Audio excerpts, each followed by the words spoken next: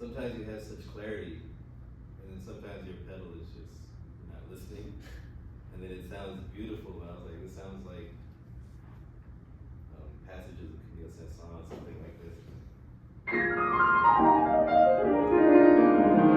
With Haydn would have never had that much kind of resonance in certain things. So sometimes you have such clarity, and then sometimes it sounds dreamy. And I think that's not, Haydn has music that can be dreamy, but not in this kind of pedal blurry. Like blurriness is a certain specificity that Haydn and Beethoven have. They both have moments of blurriness in their music. They would write a pedal marking and say, we're asking something unnatural.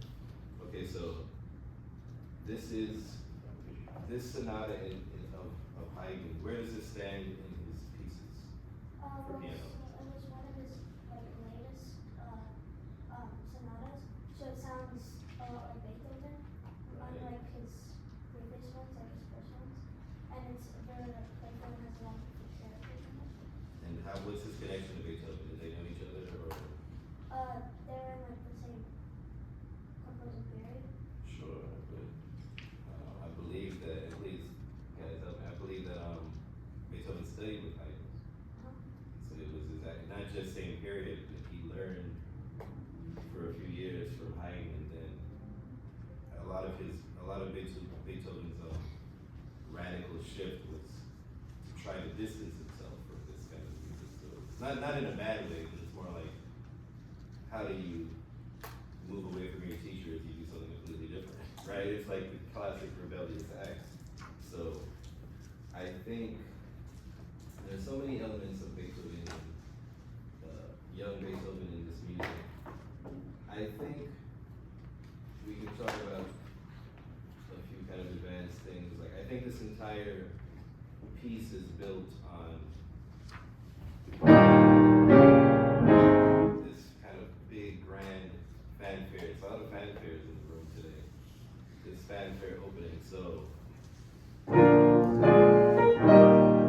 sometimes you play it in different characters, which I don't mind, but it doesn't feel connected to this opening.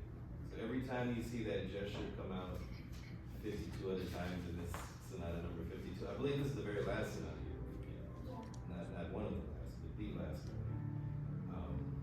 Anytime you have this gesture, I want you to think of the character and energy of the first. It won't necessarily be that, but sometimes if you stretch it and pull so much, it almost feels like late Beethoven, like it feels like a whole different energy. So you have, that's what I mean by cohesion, is like you have these elements of certain things that you're changing, and like it can be more connected to things. Okay, can you start from the beginning one more time?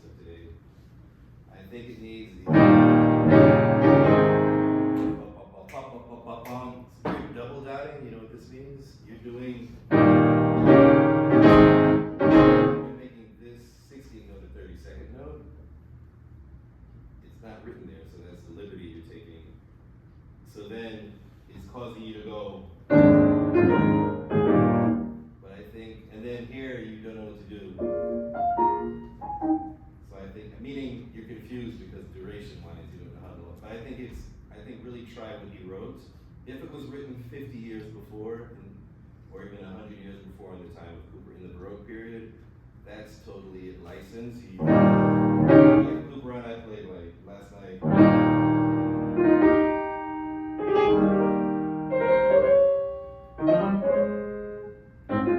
That's the French overture. This is not necessarily, this is a Viennese German overture. So I think it's a little heavier. And there's that makes it lighter. So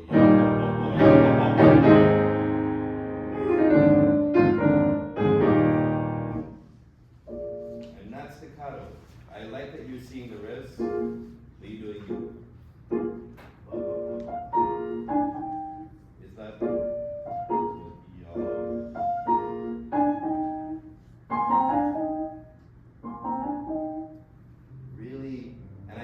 dancer piano.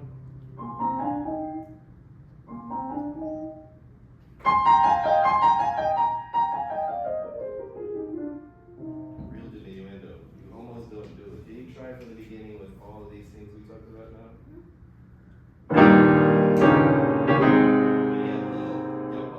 Yup, up, up, up, bum.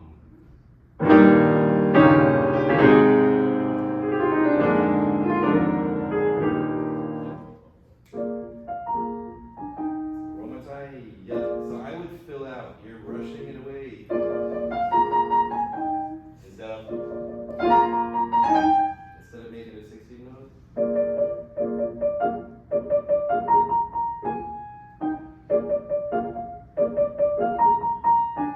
So then you.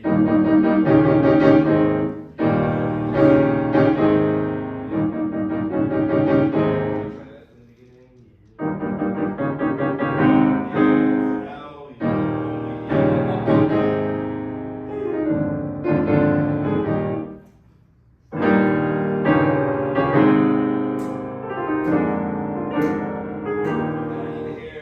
It's so hard because it's so thick. Pinky, I love the top sheet.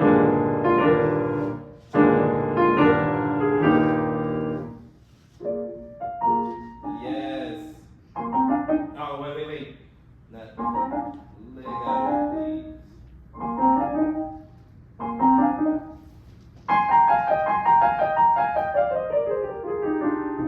Nice. Give me as even as you can.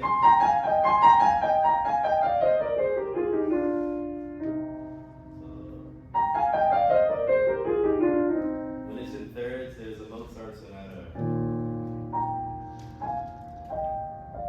When it's in thirds, that close, he writes amabile, which means lovingly. So I want you to play it a little more lovingly in that moment instead of. That's not quite what's written. Okay, one more time, but that's much better. Haydn has so many details in his score about tempo, articulation, rest, and in 1794, he was writing this thing by hand on with feathered quill. So it's so expensive and it's so tedious. So every mark, I'm like, sure, we can do whatever we want. He's long gone. However, it's worth fighting for what he wrote first and then making it your version. So let's go for Haydn's version. One more time for the very beginning.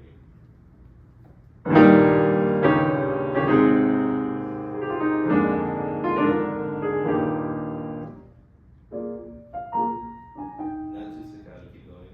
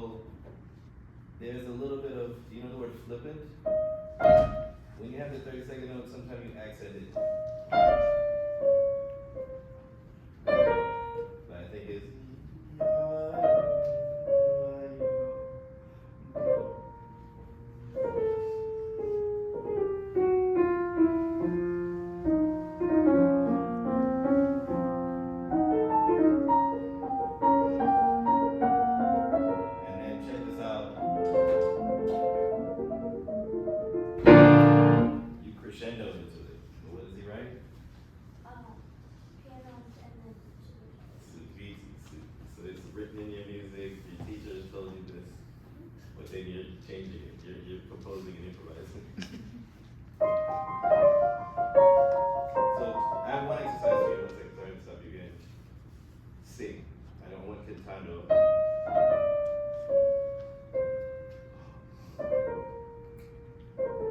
One more time, just the left hand by itself.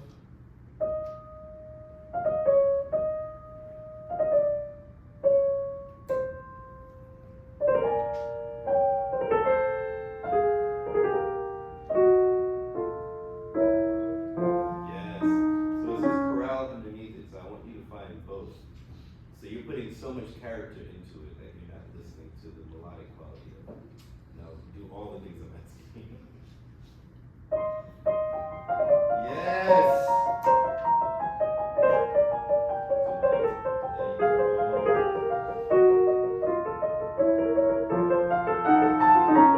Repeat yourself until you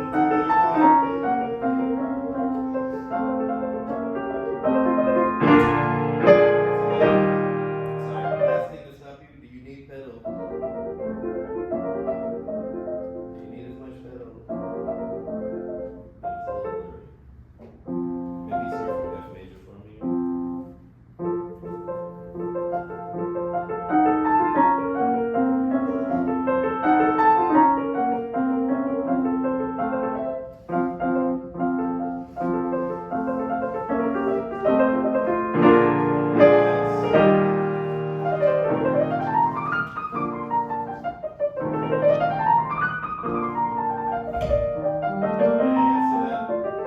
How do we get that even better in time? Because it's almost there.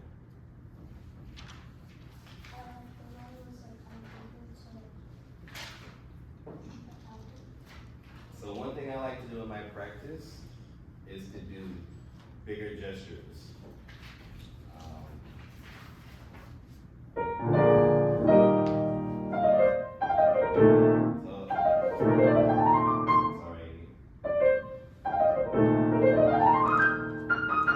I would stop on this beat. I would really stop.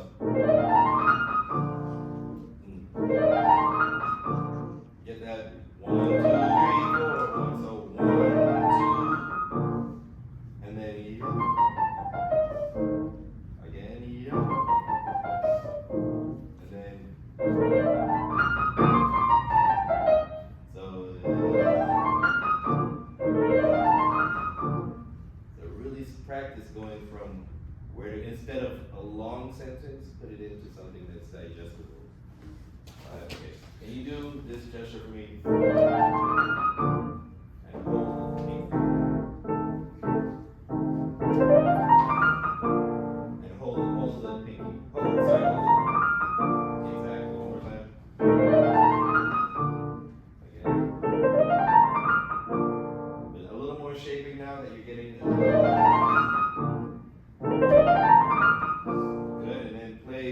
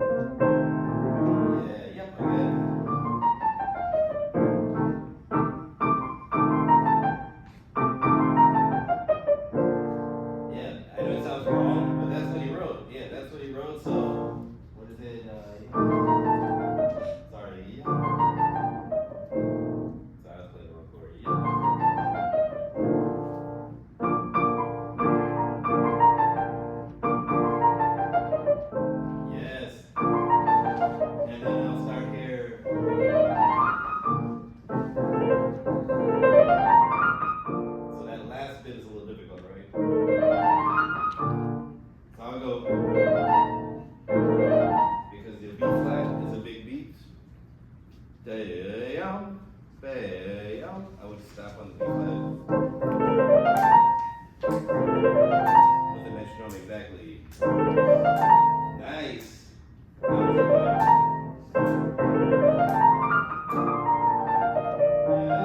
And if you can, I think you have the fingers to do it. I would really fight for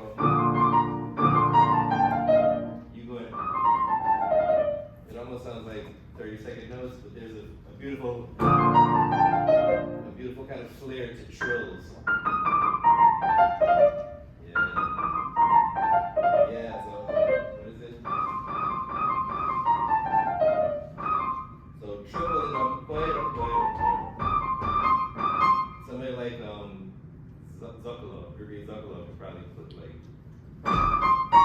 kept on. He's insane with his trills. But I think that's totally fine, a nice triplet.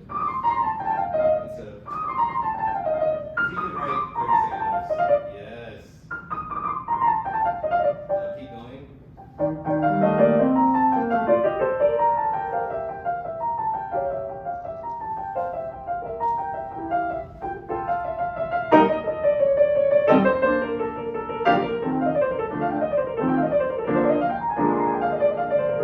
Oh yeah, so that your teacher wrote some really nice things. So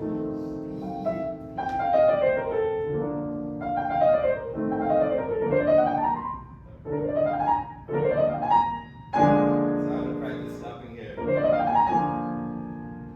No, we don't want run-on sentences because your fingers can do it, but it stops singing. It just gets technical.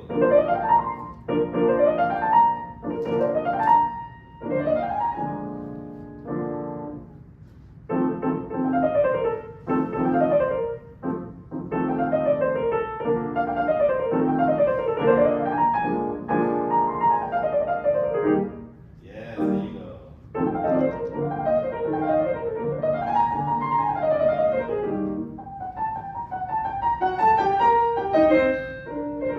And then when you have such interesting counterpoint, just like in Wally's Gershwin, suddenly when things are unison, after all this,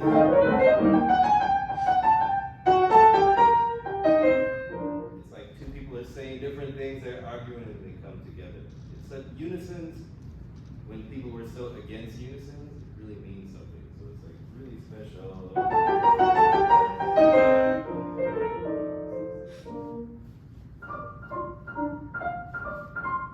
I miss these pieces, they're amazing.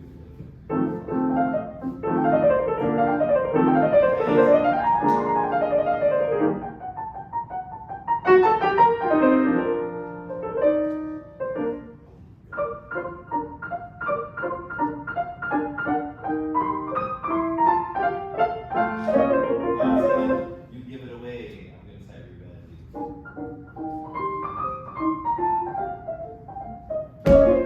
Forte subito. You can't, yeah, you have such a tendency, and we all do, to give it away before it happens. You know, fight the resistance. Your natural tendency.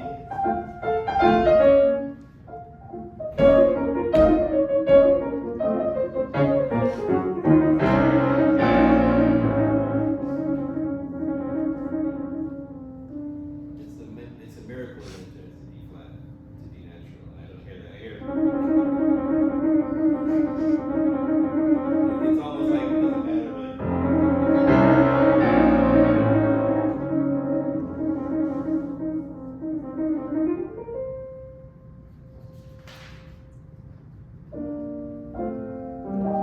that's the same.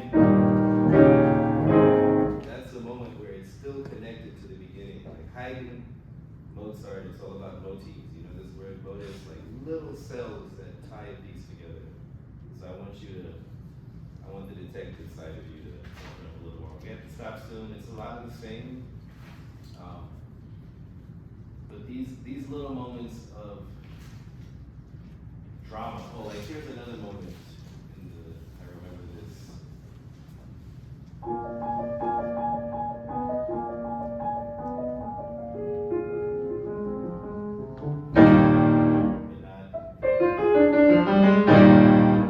Don't give away any surprises. And also with Haydn, has a symphony called what? The Surprise Symphony. You knew what I was going to say. So he's a trickster. Haydn's one of the funniest composers. Like he knew, we were talking about this language of music. He knew how to make jokes. So now I hear all the beautiful technical things you're doing. I want the drama and action of it to be there. And you're almost there. You just have to keep, especially when you've been playing the piece for so long, you need to step away from the piano. And in the quiet, I'm a very bad singer. Yom pom pom pom, da da da dom pom pom pom. Act it out in the privacy of your bedroom or something. Just like in a safe place, sing it. Get away from the piano. As pianists, like I said, I keep saying, as pianists, we need to forget about the piano, especially after you've done the work, and then come back to it. All right, so thank you so much.